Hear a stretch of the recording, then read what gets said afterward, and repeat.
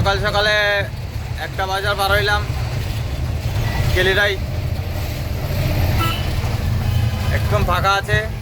যারা যারা এই রুটে গাড়ি চালান সবাইকে বলছি, হয়তো সকালে যাবেন,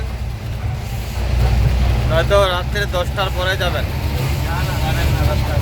আর রাত্রেবেলা তো গাড়ি চালানো নিষিদ্ধ আছে এখানে। মেঘালয়ে গাড়ি চালানো অনেকটাই মুশকিল রাত্রেবেলা। তাই সবাইকে বলবো, যারা যারা এই রোডে চলাফেরা করেন সকাল সকালে এই জায়গাগুলো চলে যাবেন, তাহলে কোনো প্রবলেম আসবে না।